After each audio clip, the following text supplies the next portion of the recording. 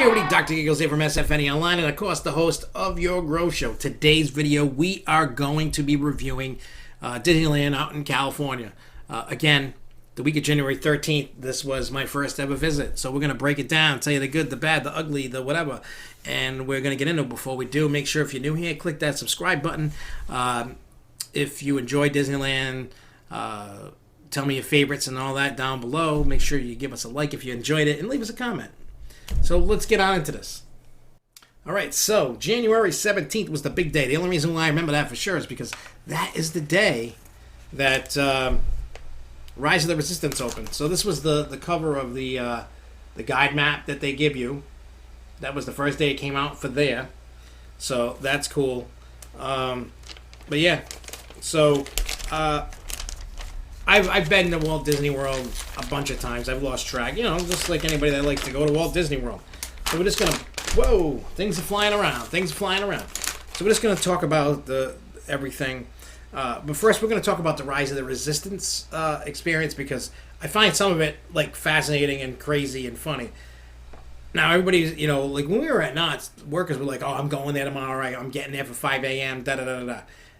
I don't know if they knew. I didn't even know. I looked up later on that day. They needed to join the boarding group, just like they did out in Florida. So being there, you know, people were there at 5:30, whatever in the morning to the parking lot to get in to try to secure a boarding pass or whatever for Rise of the Resistance. We didn't show up to the actual front gate until a little after 7. We were in the park probably by 7:30 a.m. And, you know, you can't smoke in the park. So we'd leave and go, and people were like, "Oh, did you ride a ride yet?" And at that point, maybe we hadn't, or maybe we had, depending upon who we were talking to. And after we hadn't, someone asked me that.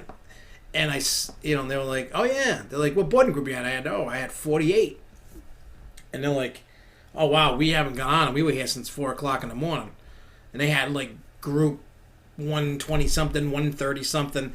And they were kind of pissed, not at us, but just how the system worked. And some of them were getting push notifications that they were not going to be able to ride that day.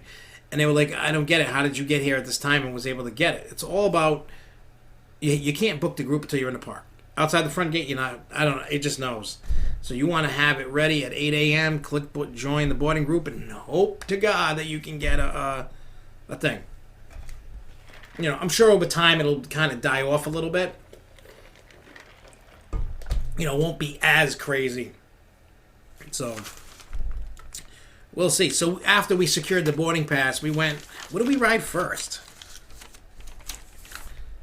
I don't remember.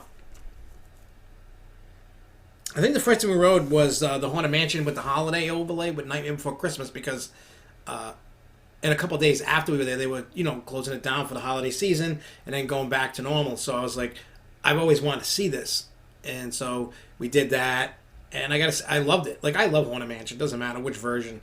I've never ridden it in regular version, only holiday version, and it was awesome seeing the Nightmare Before Christmas. So it was just nice.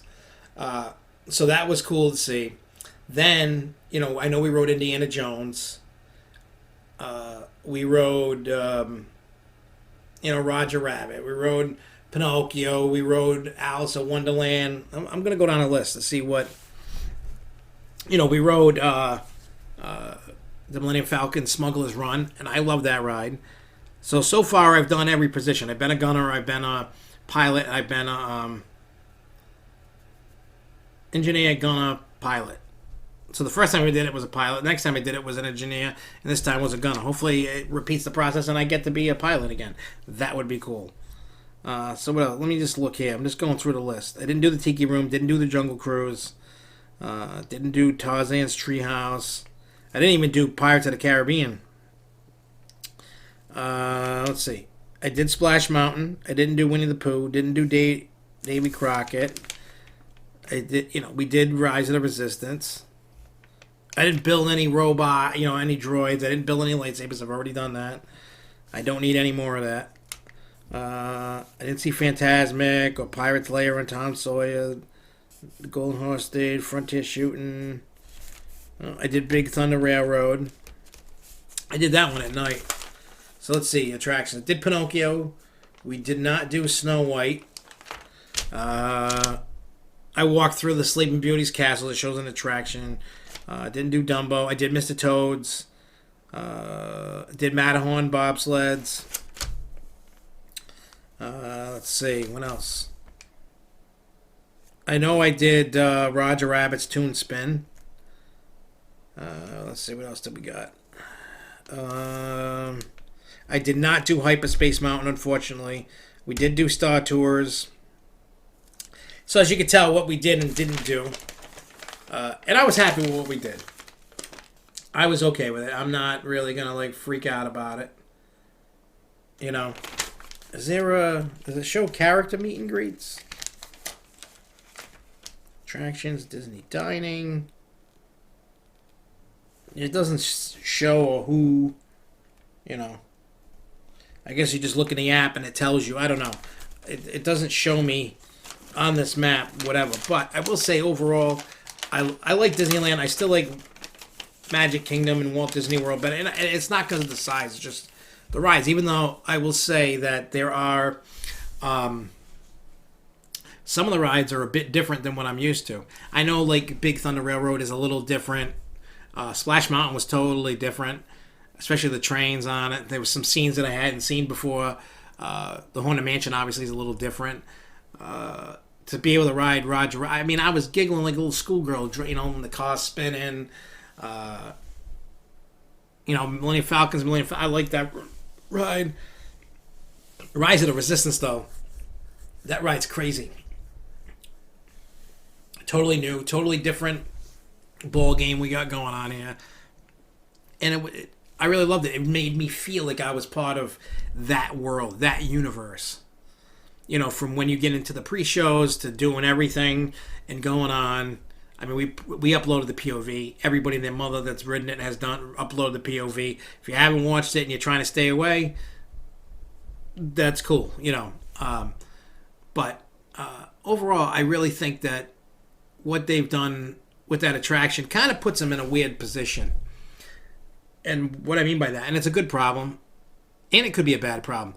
It's a good problem because if you, in fact, expect Disney to pump out attractions like that all the time, are they going to do that, or are they going to go a little lesser? You know, because, like, look at Ratatouille.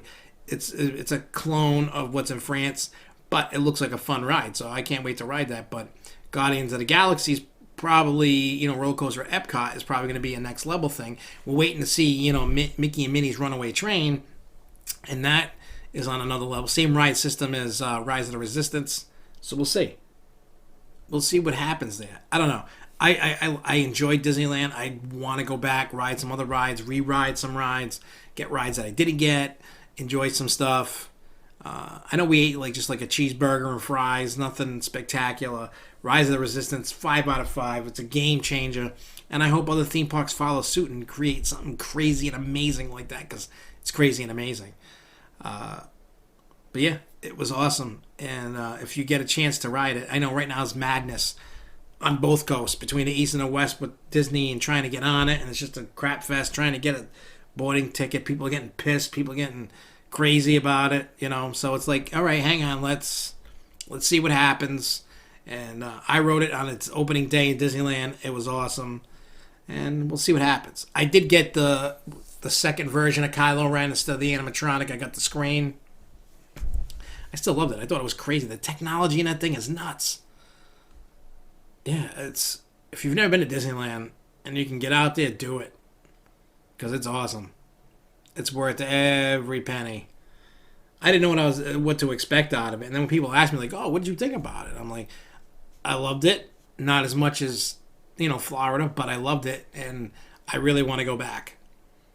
I was almost like, when I landed back home, I was like, maybe I should get on a plane. It's cold here. Let's go back. Let's get the kids and everybody, and let's just go back. But that didn't happen, you know.